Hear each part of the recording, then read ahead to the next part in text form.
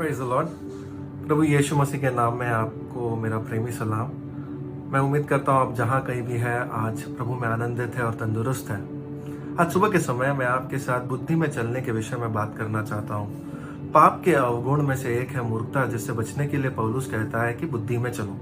एफेसियों का पत्र 5वां अध्याय 15 से 17 में इस प्रकार पौलुस कहता है, इसलिए ध्यान से देखो कि कैसी चाल चलते हो, निर्बुद्धियों की नाई नहीं पर बुद्धिमानों की नाई चलो, और अवसर को बहुमोल समझो क्योंकि दिन बुरे हैं। इस कारण निर्बुद्धि ना हो पर ध्यान से समझो कि प्रभु की इच्छा क्या है। पौलुस हमें सचेत करते हुए कहता है कि निर्बुद्धियों के समान नहीं, बुद्धिमानों के समान चलो, प्रभु के इच्छा को समझते हुए। क्योंकि यह अध्याय आत्मा प्रेरित जीवन के विषय में है। यहाँ पर जिस बुद्धि की बात कही गई है वो आत्मिक बुद्धि है। इसका मतलब प्रभु की इच्छा को समझना या जानना वो आत्मिक बुद्धि है। आत्मिक बुद्धि के विषय में बात करने से पहले मैं 3 शब्दों के बीच का अंतर स्पष्ट करना चाहता हूँ। पहला है ज्ञान, जो नॉलेज, समझ, अंडरस्टैंडिंग, और बुद्धि जो है विजडम। किसी विषय के बारे में आपको अगर सारी जानकारी है तो कहा जाता है कि आपको उस विषय के बारे में ज्ञान है। अगर इस जानकारी में दिए गए या उसके अंदर के गहरे अर्थ को आप अगर देख सकते हो तो कहा जाता है आपको इस विषय के बारे में समझ है। और अगर जो ज्ञान और जो उसमें से आने वाली समझ को आप आपके प्रायोगिक जीवन में अमल करते हो तो उसे कहा जाता है बुद्धि। उदाहरण में ट्रैफिक स्टॉप लाइट पे सिग्नल पे हम 3 बत्तियों को देखते हैं, लाल, हरा और पीला। हम एक स्टॉप लाइन को भी देखते हैं। अब ये जानकारी हमारे लिए ज्ञान है। समझ ये बताता है कि इन रंगों का मतलब क्या है और ट्रैफिक के जानकारी नियम के अनुसार हमें इधर करना क्या है।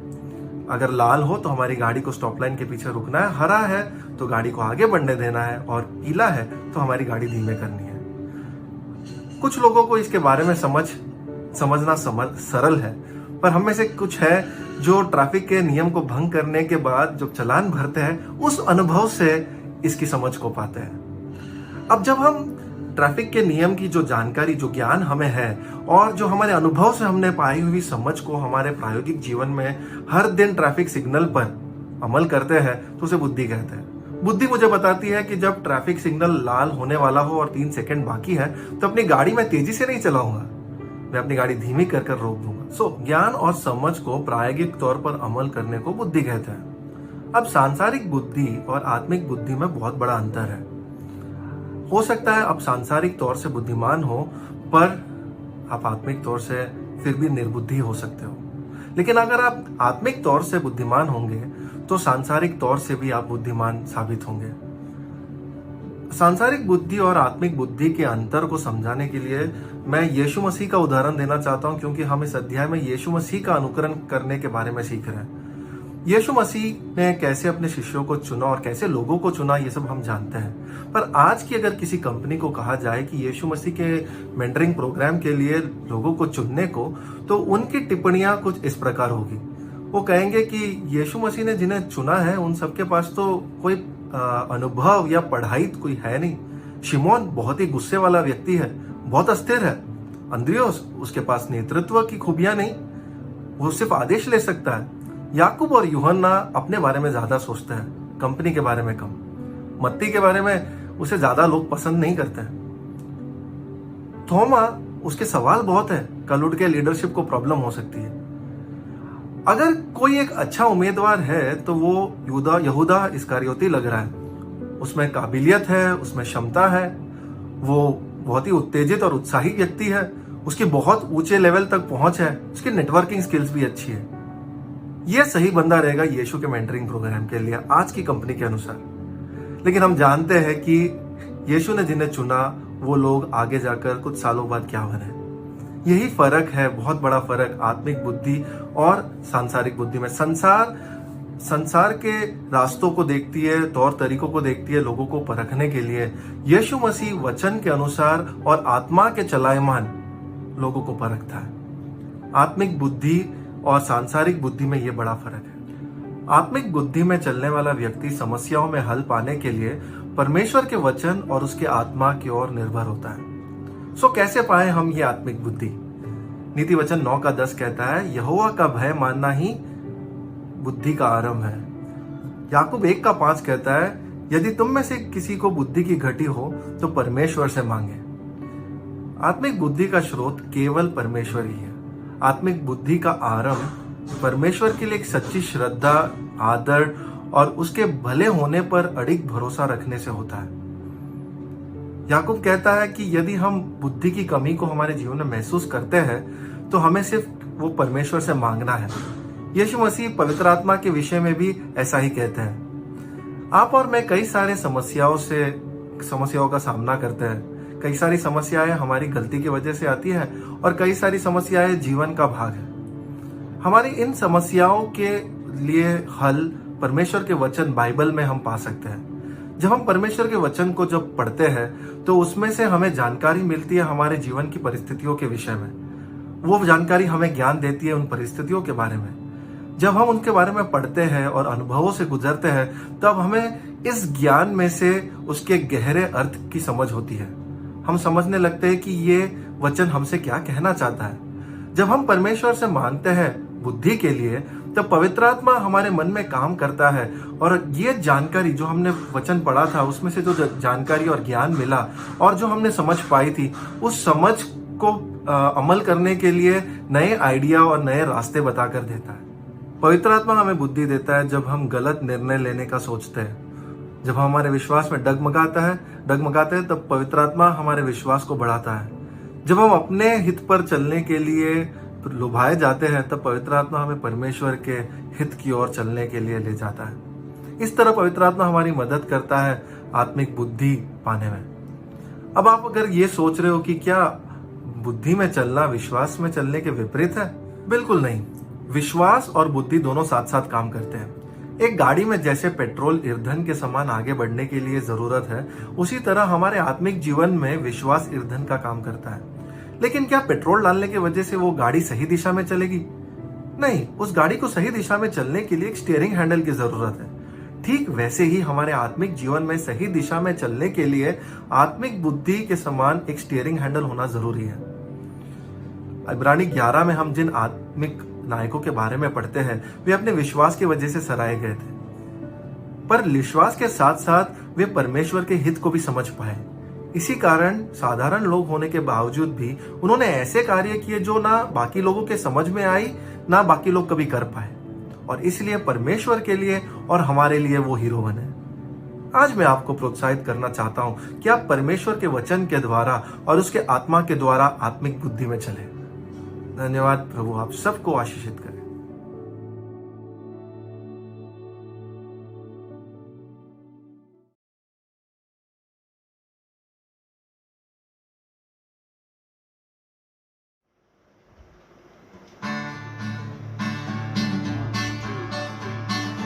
Lord, we need you in our lives.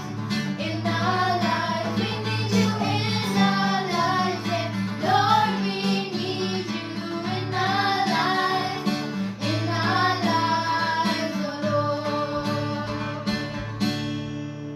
We ask for one thing, forgive our sins. We have done wrong, forgive us. We ask for one thing, forgive our sins.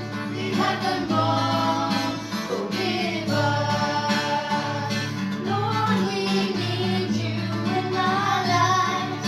In our lives, we need you in our lives. Yeah. Lord, we need you in our lives. In our lives, oh Lord. We ask for healing. The world is suffering. We need your touch in all of us. We ask for healing. The world is suffering. We need your touch in all of us. Lord, we need you in our lives. In our lives, we need you in our lives. Yeah. Lord, we need you in our lives.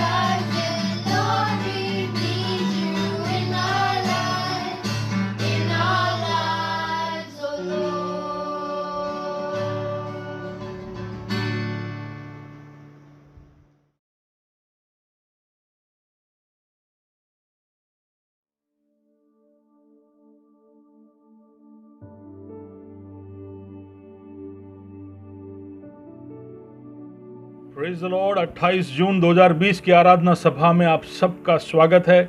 मुझे विश्वास है कि आप प्रभु में आनंदित है। आप में से कुछ बीमार थे, प्रभु ने आपको चंगाई दी है, इसके लिए मैं प्रभु को धन्यवाद देना चाहता हूं। और आप में से कुछ अभी भी इस वक्त भी बीमार है, लेकिन प्रभु आपको चंगाई दे रहा है। हम आपके लिए दुआएं कर रहे हैं। हमारी टीम निरंतर दुआओं में आपको याद करती है। ये इत्मीनान के साथ आप आगे बढ़िएगा। इन कठिन समयों में प्रभु हम पर अनुग्रह और भलाइयों को उंडेलता है, इसलिए मैं प्रभु को धन्यवाद देना चाहता हूँ। आइए वचन की ओर हम बढ़े। पिछले 2 हफ्ते से हम यीशु मसीह के अनुकरण या उसके नकल करने के विषय में देख रहे थे, और ये विषय के ऊपर खास ध्यान लाने का कारण ये था कि अगर हम नकल करना सीख जाते हैं तो कुछ गलत कदम उठाने से या पाप के छल में फंस जाने से अपने आप को बचाए रख सकते हैं। छोटे बच्चे नकल कर कर अपने आप को बचा लेते। ठीक उसी तरह परमेश्वर के बच्चे होने के नाते हम जब उसका नकल करते हैं तो कहीं ना कहीं अपने लिए एक बचाव का राह खोलते हैं। लेकिन नकल करने के विषय में हम में से कुछ लोगों का यह अभिप्राय हो सकता है कि यीशु मसीह का नकल करना मुश्किल है, क्योंकि वो तो मनुष्य का पुत्र है और हम तो साधारण इंसान है। इसी बात को समझाने के लिए पिछले हफ्ते मैंने बैटमैन और सुपरमैन का उदाहरण लिया था। और कई सारे लोग बैटमैन के साथ हमदर्दी ज़्यादा इसलिए दिखा पाते हैं क्योंकि वो एक साधारण इंसान है जो कुछ ऐसा कर दिखाता है जो साधारण से या औसत से ऊपर हो, जबकि सुपरमैन एक अन्य ग्रह से आया हुआ व्यक्ति है और इसलिए वो तो कुछ भी कर सकता है, और हम उसका नकल कैसे करें। तो कुछ इसी तरह सुपरमैन के तरह ही यीशु को देखकर हम में से कई लोग बहाने बनाकर उसकी नकल करने से अपने आप को वंचित रखते हैं। लेकिन पवित्र बाइबल के अंदर कुछ ऐसे बैटमैनों का भी वर्णन है जो हमें बहाने में आ जाने से विमुक्त करता है, यानी कि हम ऐसे बहाना मारकर पतली गली से भाग नहीं सकते। कुछ ऐसे बैटमैनों का वर्णन जो साधारण लोग हैं लेकिन जो आत्मिक हीरो बने, उनके बारे में इब्रानियों की पुस्तक 11वें अध्याय में लिखा है। और उसमें से 3 लोगों के विषय में मैंने पिछले हफ्ते बात किया था, आबेल, हानोक और नूह। आज कुछ 1-2 और व्यक्तियों के विषय में मैं आपके सामने बात करना चाहता हूं उसी अध्याय में से। आज का हमारा सुपर हीरो है, हीरो नंबर 4 जो इब्रानी 11 के अंदर, वो है इब्राहिम। इस 11वें अध्याय के अंदर जब जब हम इन व्यक्तियों के विषय में पढ़ते हैं तो उनका परिचय जो वाक्यों में किया गया है, जो आयतों में किया गया है, उसकी शुरुआत ही कैसे होती है? विश्वास ही से। विश्वास ही से उसका मतलब है कि इन्होंने कुछ देखा नहीं था, केवल विश्वास किया था। उन्होंने मन में देखा था, नूह ने सुना था, लेकिन इन्होंने किसी ने भी देखा नहीं था। तो यानी उन्होंने जिस बात पर विश्वास किया उसको देखा हो, उस तरह ही वो अपने निर्णयों को लेकर आगे बढ़ते गए। यानी विश्वास में ये सब अपने आप ही एक दिग्गज थे। लेकिन इन सब से भी बढ़कर था आज का हमारा हीरो इब्राहिम, और इसलिए उसका नाम है विश्वास का पिता, द फादर ऑफ फेथ। आइए हम इब्राहिम के विषय में कुछ देखते हैं। इब्राहिम के विषय में इब्रानी 11 और उसके 8 में इस तरह से लिखा है कि विश्वास ही से इब्राहिम जब बुलाया गया था तो आज्ञा मानकर ऐसी जगह निकल गया जिसे मिरास में लेने वाला था, और ये ना जानता था कि मैं किधर जाता हूं, तो भी निकल गया। इब्राहिम बुलाया गया था, उसे कहा गया था कि तू जहां रहता है वहां से निकल और एक ऐसी जगह की ओर जा जो मैं तुझे दिखाऊंगा। कहां जाना है? एक ऐसी जगह जो खुदा उसको दिखाएगा। यानी उसका मतलब क्या है? उसको बताया नहीं था कि उसको कहां जाना है, नहीं, उसको नहीं बताया था। उसको केवल इतना ही कहा गया था कि तू जहां रहता है वहां से निकल। यानी जब वो अपने घर से निकल रहा था और लोग अगर उससे पूछते कि तू कहां जा रहा है, तो उसका जवाब इस तरह से होता, मुझे नहीं मालूम मैं कहां जा रहा हूं, मैं देखूंगा कि मैं कहां पहुंचता हूं। परमेश्वर का तरीका कितना अजीब है। कुछ इस तरह के तरीके वो आज भी हम लोगों के साथ करता है, जहां पर हमें अंधेरे में रखता है, और उसके पीछे उसके कारण भी है। कई बार हम जिस परिस्थिति में है उससे निकलना ज़्यादा इम्पॉर्टेंट होता है, ज़्यादा उसकी ज़रूरत होती है। कई बार हमें ये जानना बहुत ज़रूरी होता है कि हम कहाँ जाए, अगर हम जहाँ है वहाँ से निकले तो हम कहाँ जाए। और ऐसा पूछने में कोई गलती नहीं है, लेकिन दूसरी तरफ की सच्चाई ये है कि कई बार अगर हमें पता भी चल जाए कि हम कहाँ जाने वाले हैं तो भी हम जहाँ हैं वहाँ से निकलेंगे नहीं। और उसके पीछे का कारण ये है कि जहाँ हम हैं वहाँ से निकलने के लिए मेहनत करनी पड़ेगी। वहाँ पर कुछ चीज़ें हैं जो हमको, कुछ आदतें हैं या कुछ बातें हैं जो हमको छोड़नी पड़ेगी, या उसके लिए शायद हमें एक दाम चुकाना पड़े, या एक अनिश्चितता को हमें हमारे जीवन में अपना लेना पड़े।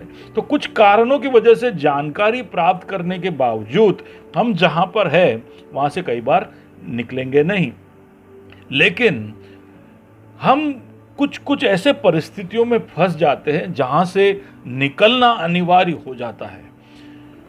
कहाँ जाए वो बात की बात है, लेकिन उस जगह से निकलना सबसे प्राथमिक हो जाता है। और उसके लिए कई बार, क्योंकि पता नहीं कहाँ जाना है, एक विश्वास का कदम उठाना पड़ता है। हम उस कदम को उठाने से अपने आप को बचाए नहीं रख सकते हैं। सोच के देखिए, आप अगर कोई परिस्थिति में हो जहाँ से प्रभु आपको निकालना चाहता है या प्रभु चाहता है कि आप निकल जाए, और ऐसी अवस्था में अगर आखिरी तुर ही फूकी जाए और आप उसी अवस्था में पकड़े जाओ तो क्या चलेगा? या उस अवस्था में हमारे जीवन का अंतिम क्षण आ जाए तो क्या चलेगा? तो नहीं चलेगा, हम जानते हैं। और इसलिए कुछ परिस्थितियों में से, हमारे जीवन के कुछ हालातों में से निकल कर आना बहुत मुश्किल है। इब्राहिम ने किया। अब इब्राहिम को जब कहा कि तू जहाँ रहता है वहाँ से निकल, तो आप समझने की कोशिश करें कि उसके लिए मुश्किल कितना था। सबसे पहली बात तो एक बहुत ही सफल एक व्यापार, एक धंधा उनका चल रहा था, तो वो छोड़कर, सब कुछ छोड़कर निकल जाना इतना आसान नहीं था, वो भी जब पता नहीं हो कि कहाँ जाना है। लेकिन इब्राहिम निकला। और वही नहीं, दूसरी बात जो हम वहां पर देखते हैं वो ये है कि इब्राहिम जब निकला तो वो अकेले नहीं निकला, ना अपने परिवार के साथ निकला। वहां पर हम जब पढ़ते हैं तो हमें पता चलता है कि इब्राहिम अपने पिता के नेतृत्व में निकला, और उसके साथ उसके रिश्तेदार भी निकले, उसके घर के सारे नौकर चाकर भी निकले। और उत्पत्ति का पुस्तक पढ़ो तो समझ में आता है कि उसके घर में पले बढ़े परवरिश पाए 318 पहलवानों के साथ निकले। यानी 318 पहलवान थे, तो उनके खिलाने पिलाने वाले, उनका देखरेख करने वाले, और पहलवानों के सिवा दूसरे साधारण लोग भी उस झुंड में थे जो वहां से निकले। तो निर्गमन की पुस्तक में मिस्र में से निकला हुआ एक निर्गमन के विषय में हम पढ़ते हैं। कुछ ऐसा ही एक निर्गमन ऊर जो है वहां से इब्राहिम का हुआ था, और एक बड़े झुंड के साथ। मैं ऐसा समझता हूं कि बड़ी आसानी से 1000 से ज़्यादा लोगों का एक झुंड, और उसके साथ साथ भेड़ बकरियां इत्यादि सब लेकर निकले थे। निकलना इतना आसान नहीं था।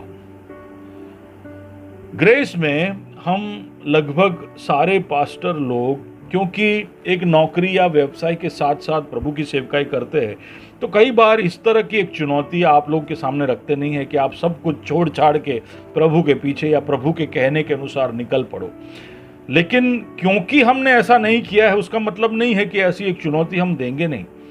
हम देखते हैं कि इतिहास में प्रभु ने ऐसी बुलाहटें दी है। उसके 12 के 12 चेले जो प्रेरित थे, उनको प्रभु ने इसी तरह बुलाया था कि सब छोड़ छाड़ के मेरे पीछे आ जाओ। और पूरे कलीसिया के इतिहास में हम देखते हैं कि लाखों लाखों की तादाद में लोग थे जिन्होंने सब कुछ छोड़कर प्रभु के लिए वो निकल पड़े और प्रभु के लिए अपना जिंदगी उन्होंने बिताया। तो अगर आपके ऊपर एक ऐसा बुलाहट आए तो क्या आप निकल पाओगे? ये मेरा आपसे एक प्रश्न है। हाँ, प्रभु ने बुलाया वो पक्का करना ज़रूरी है, लेकिन अगर आपको पता चल जाए कि प्रभु ने बुलाया है तो क्या इब्राहिम के जैसे आप छोड़ पाओगे? प्रभु ने उसे नहीं बताया कि कहाँ जाना है। क्यों? क्योंकि कहाँ जाना है उससे ज़्यादा ज़रूरी था कि वो जहाँ है वहाँ से निकल जाए। और इब्राहिम ने कोई भी हिचकिचाहट नहीं दिखाई, वो तुरंत ही वहाँ से निकल गया। और इसलिए इब्राहिम एक हीरो के समान है।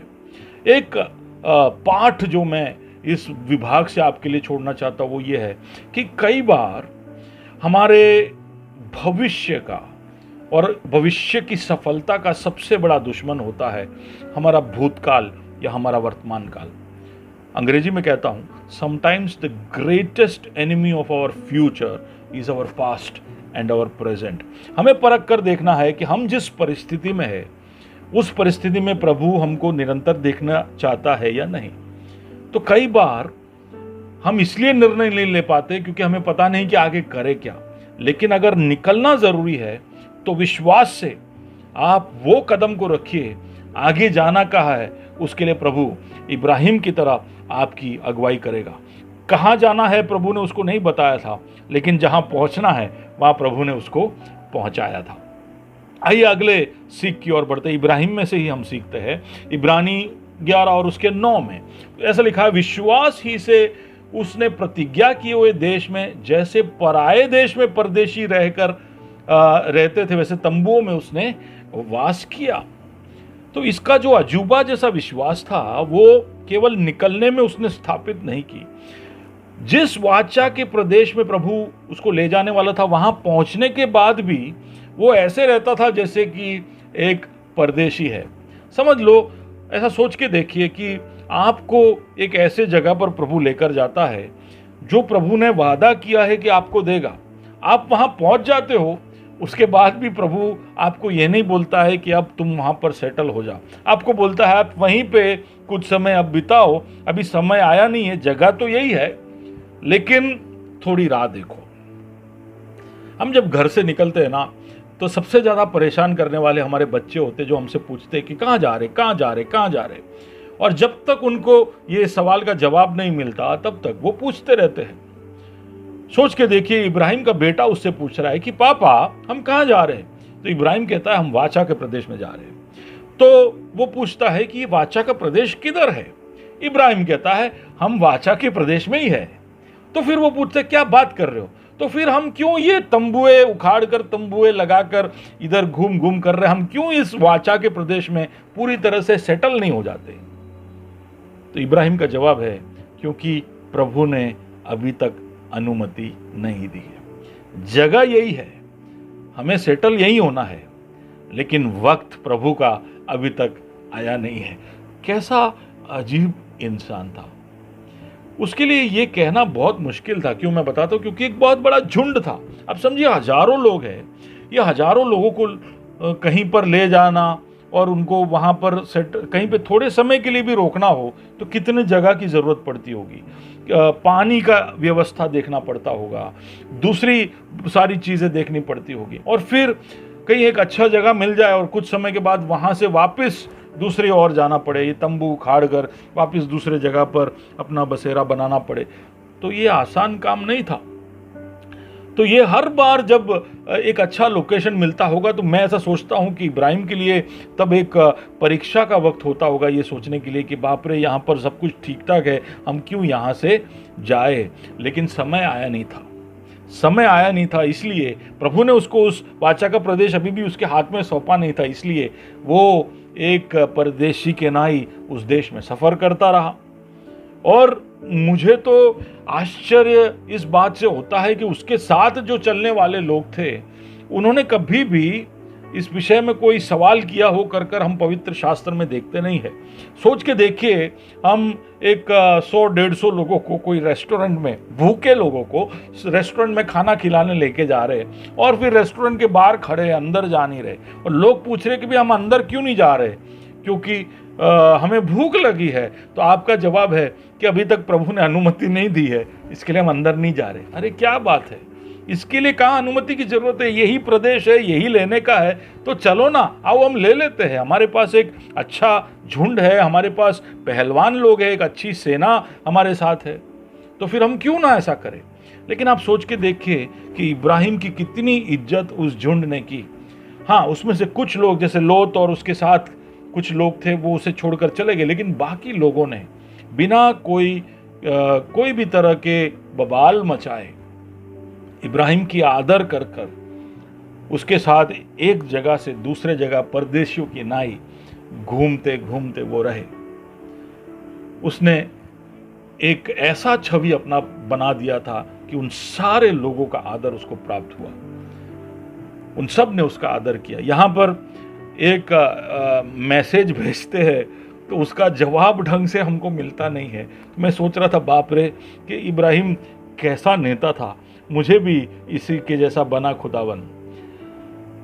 हर दिन सुबह जब इब्राहिम उठता होगा तो ऐसा सोचता होगा, प्रभु क्या आज तू ये बोलने वाला है कि मैं ये वाचा का प्रदेश मेरे वश में कर लूँ, मैं इसको हासिल कर लूँ।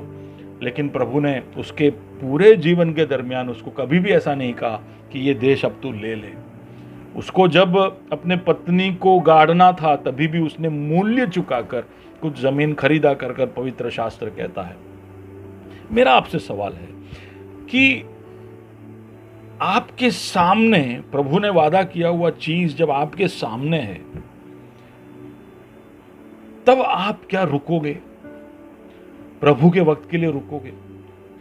आपको पता है कि थोड़ी सी मेहनत कर थोड़ी सी अक्ल लगाकर, थोड़ी सी बुद्धि का इस्तेमाल कर आप उस चीज को आपके वश में कर सकते हो, लेकिन फिर भी क्या आप प्रभु पहले बोले तब मैं लूंगा कर एक निर्णय ले सकते हो?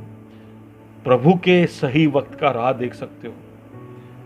अगर आप ऐसा कर सकते हो तो आप इब्राहिम के जैसे कर रहे हो, एक हीरो के समान कर रहे हो। तो इस इब्राहिम के विषय में जो दूसरी बात बताई उसके अंदर से एक पाठ, एक लेसन मैं आपके लिए रखना चाहता हूं। इंग्लिश में ऐसा है, sometimes God doesn't allow you to take what is right in front of you because you're still small for it.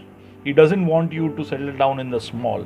यानी प्रभु ने आपके लिए जो तैयार किया है कभी कभी आपके सामने होता है, लेकिन फिर भी प्रभु आपको वो देता नहीं है क्योंकि आप अभी भी उसको प्राप्त करने के लिए छोटे हो। जब सही वक्त आएगा तब वो सारी आशीष आपके लिए खोलेगा। मैं समझाता हूं कैसे। इब्राहिम के सामने वो जमीन थी तब वो समझो 2-3-4 हजार लोग थे। अब 2-3-4 हजार लोग मिलकर कितना प्रदेश वो अपने लिए लेते। प्रभु के मन में एक ऐसा राज्य था जिसमें 20 लाख लोग रह सकते हैं। तो उस वक्त अगर इब्राहिम ने जमीन अपने लिए ले लिया होता तो वो उस आकार का जितनी उसको जरूरत थी उतना ही वो लेता, लेकिन प्रभु को जो देना था वो कहीं ज्यादा था और उसके लिए समय अभी आया नहीं था। तो sometimes God doesn't allow you to take what is right in front of you because you are still small for it. एक बहुत ही अच्छा पार्ट है। तो पहला बात हमने जो इब्राहिम से सीखा वो ये है कि leave what you have to, जो छोड़ना है उसको छोड़िए। दूसरा कि जो प्राप्त करना है उसके लिए राह देखिए, wait for the right timing of God. अगला एक सीख जो इब्राहिम से हम देख सकते हैं, एक हीरो है हमारे सामने, एक अनुकरण करने के लायक का एक उदाहरण है हमारे सामने, तो हम उससे कुछ सीखें। तीसरी बात जो हम सीख सकते हैं इब्रानी 11 और उसके 10 में इस तरह से देखते हैं, क्योंकि वह उस स्थिर नेव वाले नगर की बाट जोता जिसका रचने वाला और बनाने वाला परमेश्वर है। इब्राहिम इस पृथ्वी पर तंबुओं में इसलिए रहा, एक घर में कभी भी सेटल इसलिए नहीं हुआ क्योंकि उसके मन में उसने कुछ देख लिया था।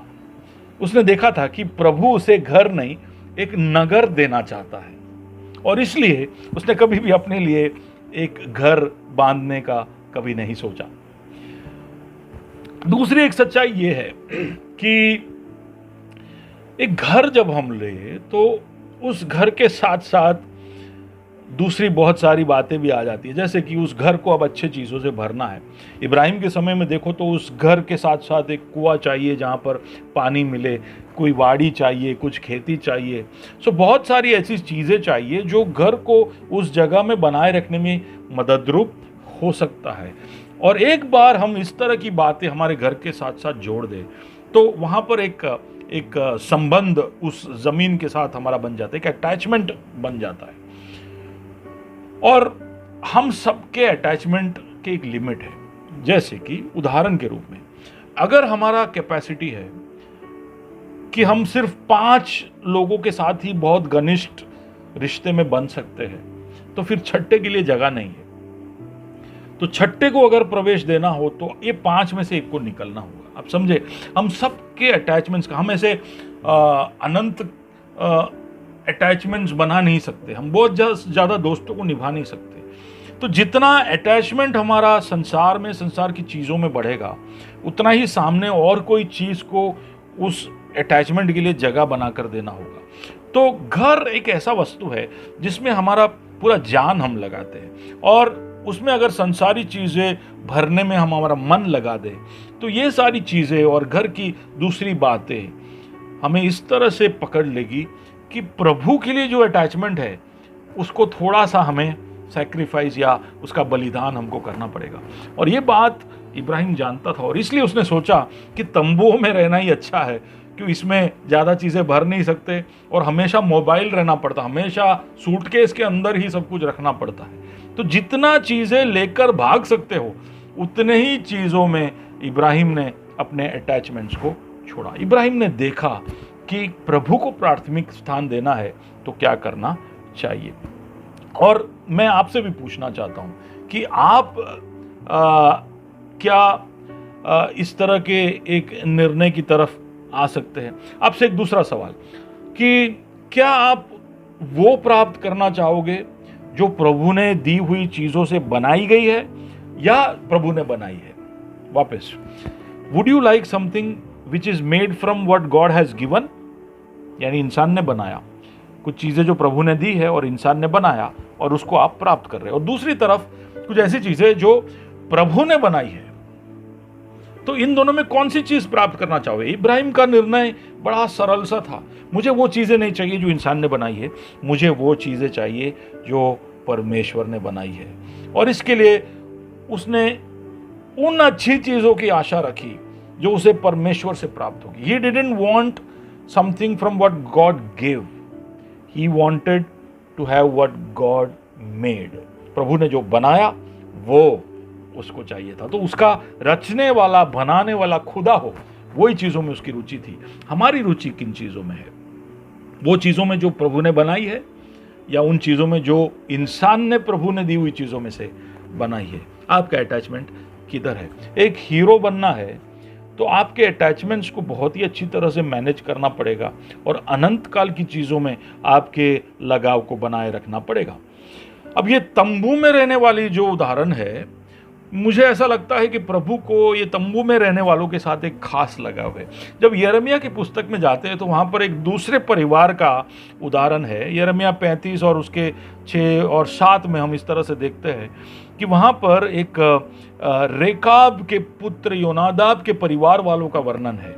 वहाँ पर इस तरह से लिखा है कि हमारे पुरखा जो योनादाब है उसने हमसे ये आज्ञा दी, हमें यह आज्ञा दी है कि तुम कभी दाख मधु ना पीना, ना तुम ना तुम्हारे पुत्र, ना घर बनाना, ना बीज बोना, ना दाख की बारी लगाना और ना उनकी अधिकारी होना, परंतु जीवन भर तंबुओं में ही रहना। शायद ये प्रेरणा उन्होंने इब्राहिम से पाई होगी, लेकिन इस तरह के एक जीवन जीने में उन्होंने लगभग 200 साल निकाल दिए। उनके आजू बाजू में दूसरे इजरायली लोग जब घर बना रहे थे, वाड़ियाँ बना रहे थे, खेती कर रहे थे, अपने पैसों का इन्वेस्टमेंट कर कर अपने प्रभाव और अपने दौलत को बढ़ा रहे थे, उसी समय जोनादाब के पुत्र तंबुओं में रहते थे। और क्योंकि उन्होंने अपने पिता का आदर किया और तंबुओं में रहकर प्रभु के साथ के रिश्ते में ज़्यादा निवेश किया, तो उसके बारे में देखिए प्रभु क्या कहता है। प्रभु ऐसा कहता है कि इसलिए कि इज़राइल का परमेश्वर सेनाओं का यहोवा यूँ कहता है, यिर्मयाह 35 और उसके 19 में, कि रेकाब के पुत्र योनादाब के वंश में सदा ऐसा जन पाया जाएगा जो मेरे सम्मुख खड़ा रहेगा। अब यहाँ से एक पाठ जो मैं आपके सामने रखना चाहता हूँ ये है कि sometimes God doesn't show us what he wants to give us because it is greater and better than what we can ever see. प्रभु कभी कभी हमें जो देना चाहता है वो इसलिए नहीं दिखाता क्योंकि वो जो देना चाहता है हम जिंदगी भर देख कर भी देख नहीं पाएंगे। सोचिए उसके विषय में, आगे की ओर बढ़ते हैं। एक चौथी बात जो हम इब्राहिम से सीख सकते हैं वो ये है कि उसने असंभव बातों के लिए परमेश्वर पर भरोसा किया। अब उसके विश्वास का एक सबसे अल्टीमेट टेस्ट बोलो तो ये था कि प्रभु ने जो बेटा उसको दिया था इसहाक, उसे ही मांग लिया। इसहाक के द्वारा परमेश्वर अपने वादों को निभाने वाला था, लेकिन अब इसहाक को ही परमेश्वर वापस मांग रहा है। लेकिन इब्राहिम एक ऐसे जगह पर पहुंच गया था जहां पर वो परमेश्वर पर पूरा अंधा होकर विश्वास करता था। अगर हम उसके जगह पे होते तो हम सोचते कि भैया हमने क्या गलती कर ली, ऐसा तो क्या कर लिया, प्रभु हमें माफ कर, तू ऐसा क्यों कर रहा है, तूने जो हमें वाचा का बेटा दिया उसको आप वापस क्यों मांग रहे हो, प्रभु कुछ भी कर कर दूसरा कुछ मांग लो, हम देने के लिए तैयार है। लेकिन इब्राहिम ने ऐसा कोई भी बार्गेनिंग, कोई भी इस तरह का तोलमोल प्रभु के साथ नहीं किया। जैसे ही आज्ञा प्रभु से मिली तुरंत वो निकल पड़ा। उसके दास सोच रहे होंगे कि ये यज्ञ का वस्तु या जानवर को लिए बगैर यजमान कहाँ की ओर निकला है। इसहाक ने भी उसको पूछा कि बलि का जानवर किधर है, और तब इब्राहिम ने इसहाक से कहा कि प्रभु प्रबंध कर देगा। अब सोच के देखिए वो 3 दिन की यात्रा जो मोराया की तरफ जा रहा था वो कितना मुश्किल होगा। जब उसका बेटा बाजू में चलता तो वो सोचता कि 3 दिन में, 2 दिन में, 1 दिन में, आज के दिन मैं तेरा बलि चढ़ाने वाला हूं। उसके लिए ये एक बहुत मुश्किल समय था, लेकिन वो टूटा नहीं ना, वो कोई भी तरह से पीछे हटा। जो प्रभु ने उसको कहा था वो करने के लिए वो बिल्कुल पक्का होके निकला था। क्यों? क्योंकि उसको प्रभु पर भरोसा था। हम जब बाइबल पढ़ते तो वहां पर इस तरह से लिखा है कि क्योंकि उसने विचार किया कि परमेश्वर सामर्थ्य है कि मरे हुए में से उसे जिलाए। तो उसका शायद विश्वास ये था कि इसहाक अगर मैं बलि चढ़ा देता हूं तो परमेश्वर उसको मुर्दों में से जिलाएगा। तो ऐसा एक अंधा विश्वास उसका था। हम होते तो ये कंप्लेन करते कि प्रभु एक तो तूने वाचा का प्रदेश हमको दिया नहीं, बड़ी मुश्किल से तूने हमको वाचा का बेटा दिया, अब उसको भी तू वापस मांग रहा है, क्या है ये? जरा सोच के देखना तू कर क्या रहा है।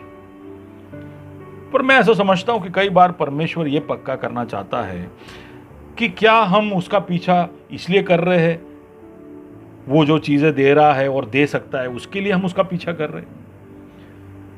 प्रभु ये भी देखना चाहता है कि वो जो चीजें देता है वो प्राप्त करने के बाद क्या हम प्रभु को भूल जाएंगे। कुछ ऐसा ही एक परखना इब्राहिम का हो रहा था, लेकिन इब्राहिम उसमें खरा उतरा, इसलिए तो वो विश्वास का पिता है। और यहाँ से हमें ये पाठ मिलती है कि कई बार प्रभु जो हमें देता है वो वापस इसलिए मांगता है ताकि वो हमें याद दिलाए कि हम केवल उन बातों के विषय में हम कारभारी है या मैनेजर है, प्रबंधक है, हम उसके ओनर्स नहीं है। We are stewards not owners. और अगर हम जहाँ पर स्टूवर्डशिप होना चाहिए, जहाँ पर हमें मैनेजर होना चाहिए, वहाँ पर हम ओनर बन जाएंगे तो वो चीज़ का इस्तेमाल हम सही तरह से नहीं कर पाएंगे, उसका इस्तेमाल हम गलत तरह से करेंगे। सो इंग्लिश में कहता हूँ, sometimes God asks back what he gives us just to remind us that we are stewards and not owners of what he gives. If we make a mistake on that, we could abuse or at worst underutilize what God has given us. तो ये था इब्राहिम के बारे में सीख। सबसे पहला कि जो छोड़ना चाहिए वो छोड़िए। दूसरा कि आप प्रभु के सही वक्त के लिए राह देखिए। तीसरा कि बेहतर चीज़ों की आशा रखिए। और चौथा कि असंभव परिस्थितियों में प्रभु पर पूरा भरोसा रखिए। ये सब करने से आप एक हीरो से कम नहीं है। हमारा अगला पात्र जो है जिसके विषय में मैं जल्दी से बताऊंगा वो हीरो नंबर 5, वो एक हीरो नहीं हीरोइन है, वो इब्राहिम की पत्नी सारा है। विश्वास से सारा ने आप बुढ़ी होने पर भी गर्भ धारण करने की सामर्थ्य पाई क्योंकि उसने प्रतिज्ञा करने वाले को सच्चा जाना था। अब वो जब 90 साल की थी तो उसको इस तरह से बताया गया था कि अगले वर्ष तुझे एक पुत्र होगा, और वो हंस पड़ी क्योंकि लगभग 14 साल पहले वो ये आशा खो चुकी थी। और परमेश्वर ने ये वादा किया था, उसे पता था, लेकिन उसका उम्र इतना हो गया था कि अब परमेश्वर उस वादा को पूरा साधारण या स्वाभाविक रूप से नहीं कर सकता।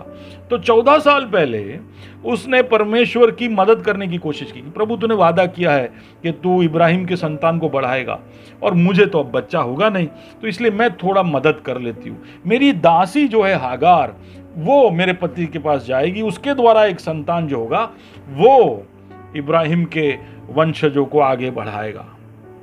पर ये सारा का सोच था, इब्राहिम का सोच, परमेश्वर का सोच नहीं था। ये परमेश्वर की योजना नहीं थी।